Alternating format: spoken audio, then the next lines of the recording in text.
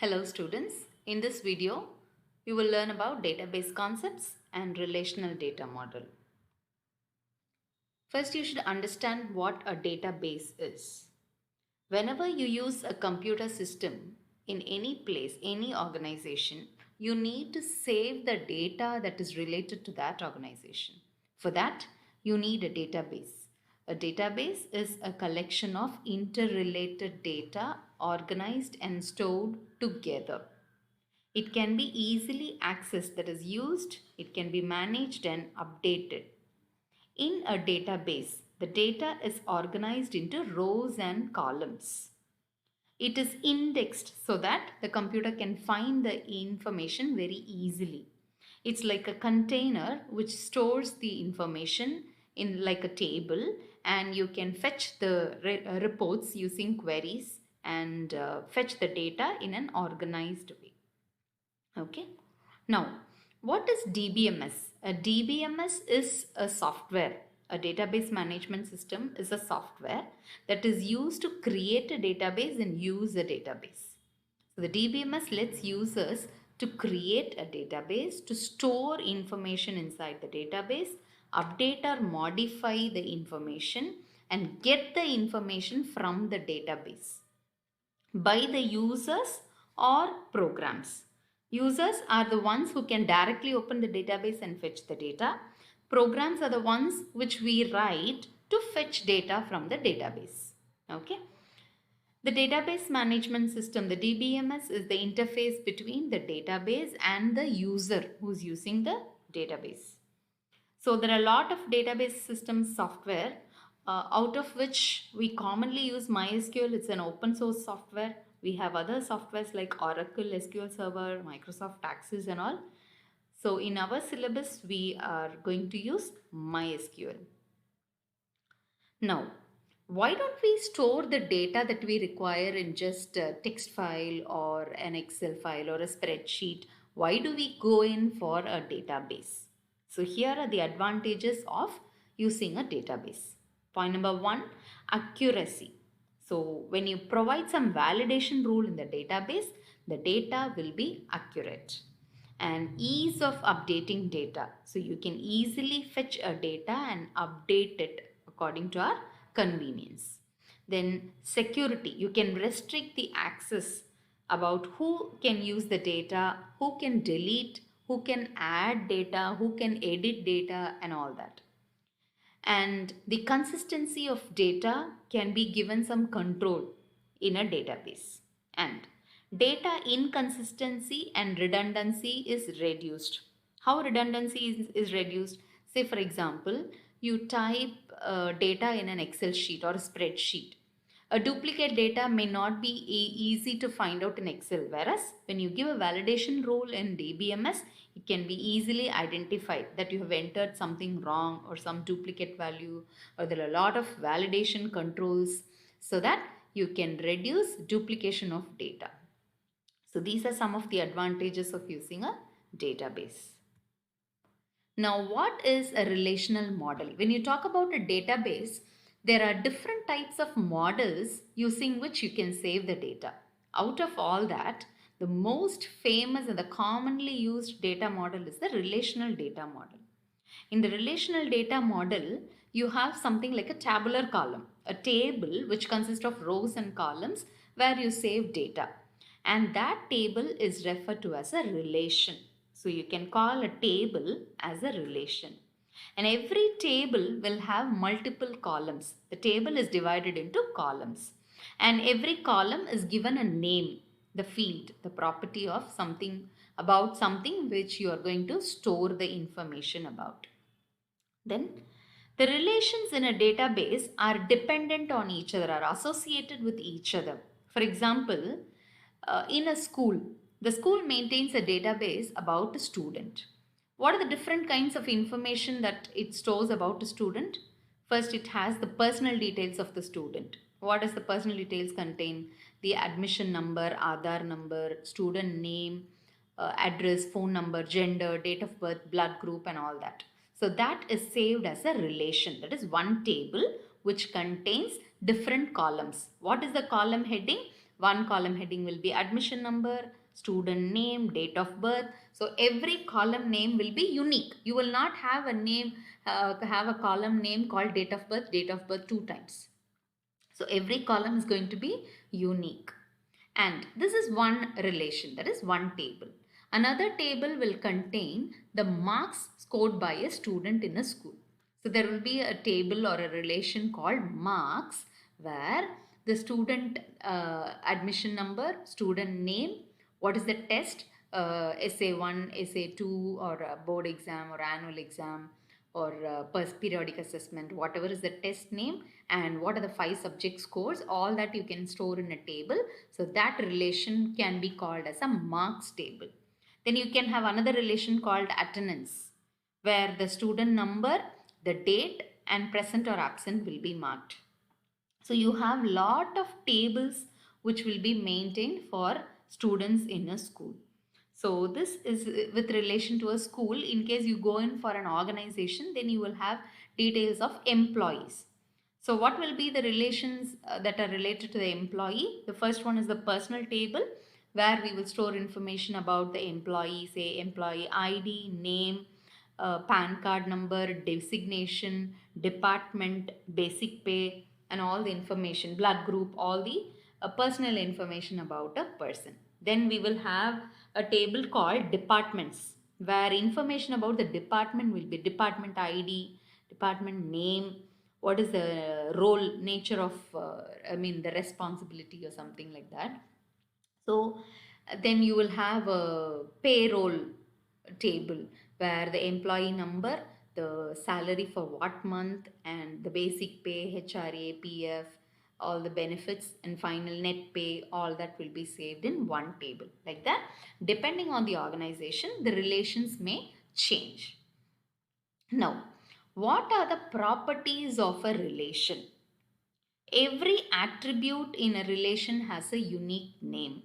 So first you have to know what is the meaning of an attribute. Say for example, you have a relation called personal. I said relation is also called as a table. A table is also called as a relational. So I am going to have a relation called personal underscore student. What will be the information about a student? The admission number, student name, date of birth, address, gender, phone number, whatever information you wish, you can store. So this is a relation. Now, what are the properties of a relation? Each attribute has a unique name. What do you mean by attributes first of all? The column headings, the information that you store about a student, the personal details of a student, the information that you're going to store, these 5 things are called as attributes. Attribute is the information that is stored about the relation, about the particular student or an employee or a product or whatever it is. Okay. So the first property is the attributes are unique. The sequence of attributes in a relation is immaterial. What do you mean by that? You can have the name first, you can have the date of birth, admission number in the third column. The order is immaterial. You can have the attributes given in any order, doesn't matter. Okay, the order is not important. Each tuple in a relation is distinct. Now you have to know the meaning of a tuple. Let us start filling the details of a student. Say for example, admission number of a student is 101 and the student name is Rupa. Date of birth is 2013 3rd month 21st. And address some XYZ and gender is female. Then you fill the details of another student. Now in this case, you can never repeat the same record for the next student. Every tuple, this is called as a tuple. What do you mean by a tuple? A row of information. A row of information in a relation is called as a tuple. Okay, a row of information in a relation is called as a tuple. So you can call it as a row or a record. A row or a record or a tuple all mean the same. Same way, attributes, you can call them as fields or columns. All these three mean the same. Okay, so what is given here? Every tuple in a relation is distinct. So you can have the same date of birth for more than one student. This is okay. Address can be the same, gender can be the same, name can, but at least the admission number should differ. The two tuples in a relation cannot be exactly the same. They should be distinct. Okay. All data values must be from the same domain. What is meant by domain? Data type. What do you mean by that? All values. Say for example, admission number. What will an admission number contain? The admission number should be an integer. So, it must be from the domain of integers. And what about name? Name should be some character, right?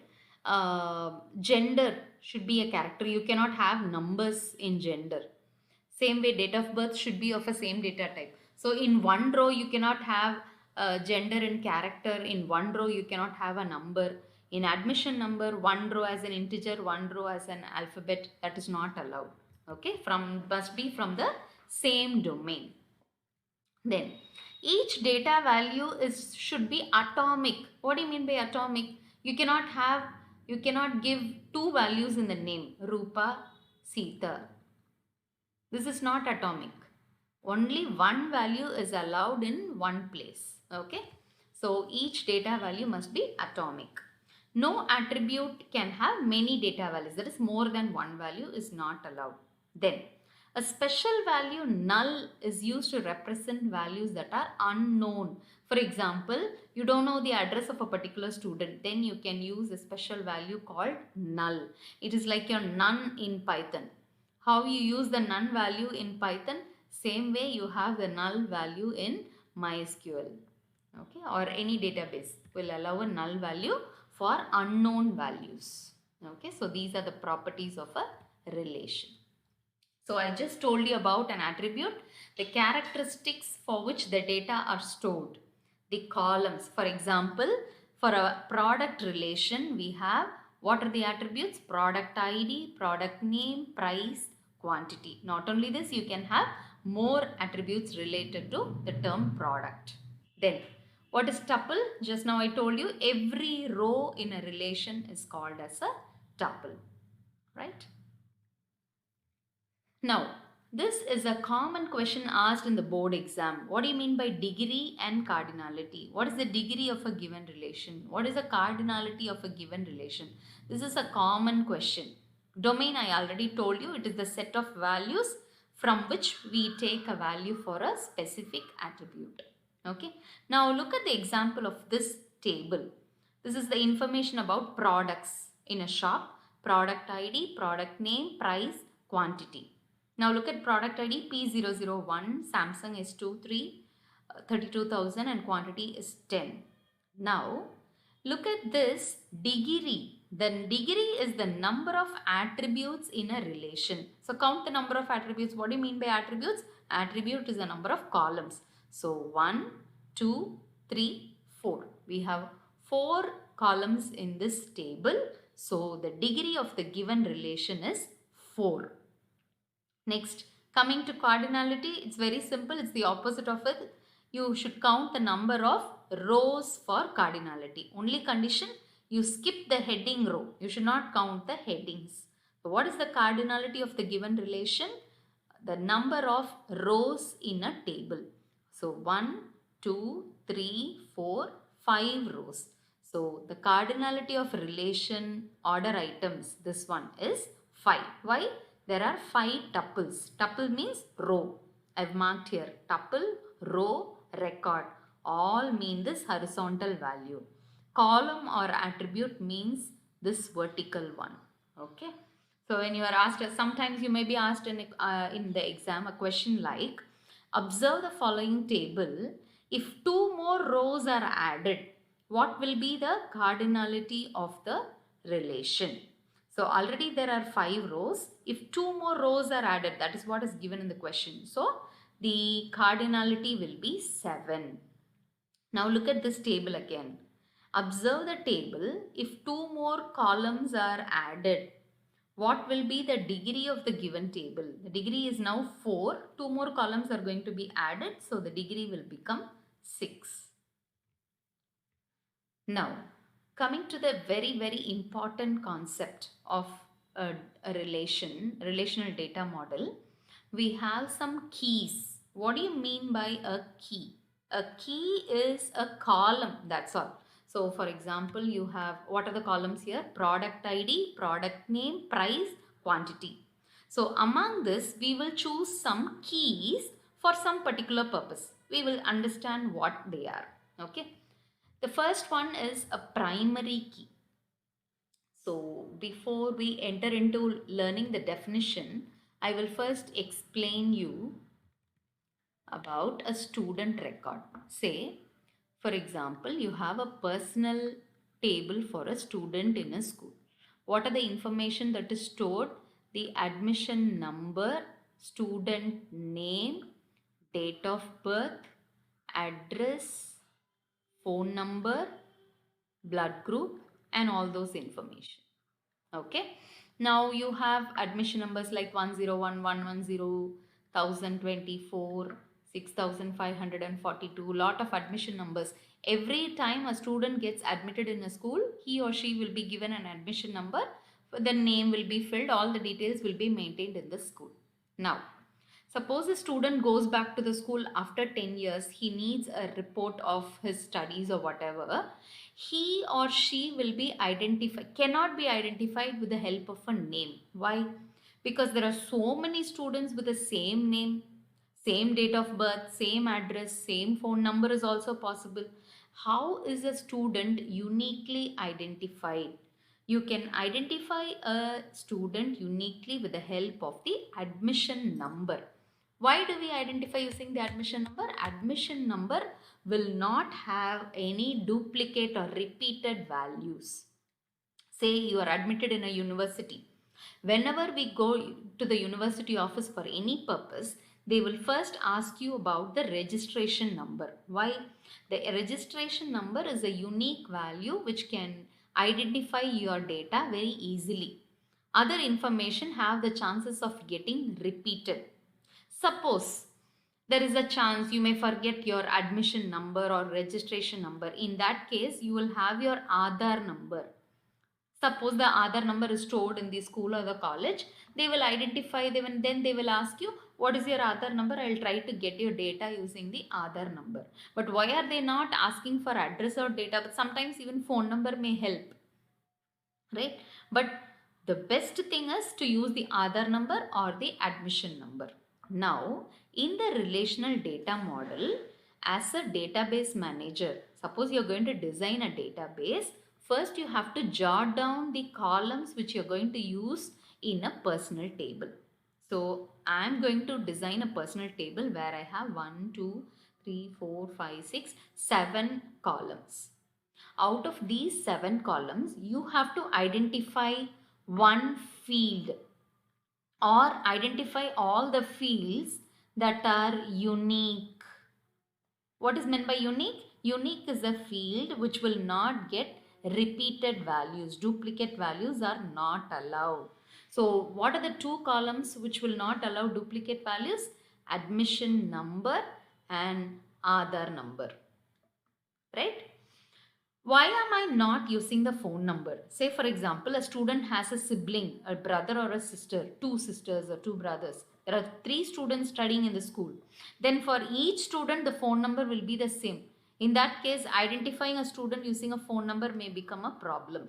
So you can never say that there is no chance of a phone number being repeated. It may get repeated. So the best fields are admission number and Aadhaar number. Now, the fields that are unique in a table, are called as candidate keys. Who is a candidate? What do you call a candidate? A candidate as someone who is eligible for something is called as a candidate, right? So, the admission number and Aadhaar number are eligible to become a unique key, right? So these two keys, the Aadhaar number and admission number, called as candidate keys. Out of these two keys, I am going to select the admission number as my key, and that key is called as the primary key. What do you mean by key? When I say key, it is just a column heading. It's a column. Primary key is the column which I am going to use for uniquely identifying my records. To uniquely identify my records. Okay. So for my database programming, I will use this admission number in all the tables which I am going to create for a student. If I am going to record the marks, I will use the admission number. If I am going to save the fees details, I will use the admission number. If I am going to mark the attendance, I will use the admission number. So for every detail, we are going to use the admission number. So this becomes the primary key. Now what will happen to the Aadhaar number, the left out key? The left out key which was not selected by me. So that is called as the alternate key. So what is an alternate key? An alternate key is a candidate key which is eligible, which is unique, but was not chosen as the primary key. The left out key is called as the alternate key. So if you have 3 candidate keys, what may be the 3 candidate keys? Say for example, now let us consider this example. Say an employee table. An employee table will have an unique employee number given by an organization. Name, address, phone number, Aadhaar number, PAN number.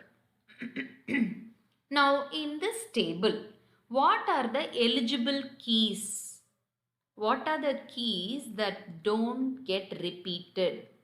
So the candidate keys are employee number, Aadhaar number and PAN number, because these things are unique for every citizen in the country, the Aadhaar number and PAN number. So you can consider them as candidate keys. But for my organization, I don't want to use the Aadhaar number and PAN number. It's a big one. It's difficult for me to remember. So I'm going to choose the employee number as the primary key. So out of these 3, I am going to use what? Out of the candidates, I have now elected the employee number as the primary key, not keys, primary key. Now what is left out? The Aadhaar number and PAN number, which I have not chosen. They are termed as alternate keys. The alternate keys are Aadhaar number and PAN number. But this will not be the condition for all the tables. All the table may not contain 3 such fields. For example, there is a product field. What will the product table contain? Product ID, product name, quantity, brand name, price and all that. Now look at this. Name will get repeated, quantity will get repeated, brand, price, everything will repeated. So only product ID is the only key. That is the candidate key, that is the primary key, everything will be the product ID only. Okay. When there are more columns, we may have a chance to get primary key, alternate key, all those things. Let us consider a flight table, information about flights. Okay. Say you have a flight number, from to where does it travel, from to days of travel. Say that flight will be operated only for 2 days, so Wednesday, Saturday, something like that. Days and capacity of the flight and all that. Okay. Now suppose I have a flight F001 which runs from Chennai to Delhi. The days Monday, Friday and the capacity is 100. The same flight F001 runs from Chennai to Bangalore on Tuesday and Thursday. Capacity again is 100. Now in this such a table, look at the flight number column, F001, F001. So the problem is the same flight number gets repeated So what will be the problem? You cannot choose a primary key in such a table. Primary key, you cannot choose flight number. Why? A primary key should not get repeated values. But here there is no other way. It has to be repeated because the condition is so. In that case, you can have something called a composite primary key. What do you mean by composite primary key? You can combine two fields, flight number plus days, together you can have as a composite primary key. That is, two fields can be joined together to uniquely identify a table or a relation. That is called as composite primary key, right? So let us continue with the definition now. A primary key is a column that uniquely identifies the rows in a table. What is a candidate key? The candidate keys are all the attributes that uniquely identify the tuples. What is alternate key? Out of all the candidate keys, only one gets selected as primary key and the remaining keys are called as alternate keys. And we'll come back to the foreign key later. Composite primary key. If no single attribute in a relation is uniquely able to uniquely identify the tuple, then more than one attribute can be taken together as a primary key. For example, in the relation attendance, roll number cannot be used. Why? See, look at this. Suppose there is a table called or a relation called attendance. The admission number, date, attendance, that is present or absent. This is what I am going to mark. Admission number 101, there will be some date, say 23/7/2020. Attendance is present. The same admission number will be marked the attendance for the next day. So you will have the same admission number 101, 102, 103, then again the same 3 students for the next day. The admission number 101 gets repeated every day. 102 gets repeated every day. In that case, you can have a combo of admission number plus the date together as the composite primary key. Okay. Now coming on to foreign key. Let me tell you what a foreign key is. Say a personal table of a student. That is, when a student gets admitted in a school, say admission number 1001, name, some name XYZ, date of birth, some information is given, phone number is given. Now the student has joined the school. I have a table called marks table. I have a table called attendance table. Now I'm going to give the marks for the students of my school. Suppose I give admission number here, mark 1, mark 2, mark 3, for all the subjects I'm going to fill the marks. Now, how will I fill the admission number? Can I just give some 1, 2, 3 which is unknown for me? That is wrong. Where am I taking the reference for the values? I should refer to the personal table. That is, a student who has got admission in the school, that admission number should only be entered here. Can I just give a number which I like? Say I like a number 6752. Can I put an admission number like this and fill the marks? That is wrong. There should be a valid student from the personal table. So, to fill the admission number in the marks table, I take the reference of values of the admission number from the personal table. Same way, to mark the attendance, I can give only an admission number which is available here. Suppose there are 1000 students here, 1001 to 2000. I can only enter one among these 2000 values. I cannot give a value called 4001, which is wrong. So the admission number in the attendance table refers to which table? The personal table admission number. So in the attendance table, that is in the relation attendance, this admission number is called as the foreign key. In the table marks, the admission number is called as the foreign key. Why do we call these two fields as foreign key? The foreign keys takes up the reference values from the primary key of another table. Right? For example, again I'll give you an employee database. An employee has a personal details table. When an employee joins an organization, he or she is given an employee ID, name, designation, department and all that. Now I'm going to pay salary for the employee. Suppose there are employees E001, E005, E008. I'm going to give the salary, employee ID, month or date, and what is the net salary. Now, what values can I give here for the employee ID? I'm going to pay salary only for these three. Suppose I give a value E010. It is wrong. Why? There is no such employee in the organization.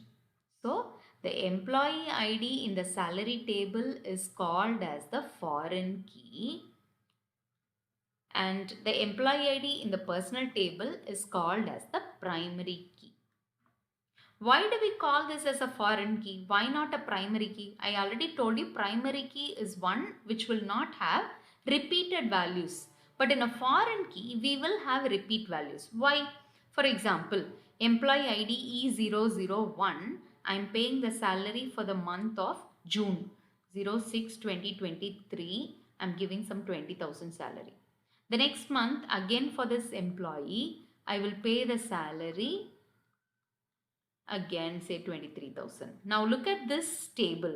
This column is going to contain a repeat value every month, not only for this employee. If there are 20 employees, I'm going to pay the salary every month. So obviously the employee ID in this field will have the repeated values, that is duplicate values. So what is obvious from this? This is called a foreign key which can contain duplicates.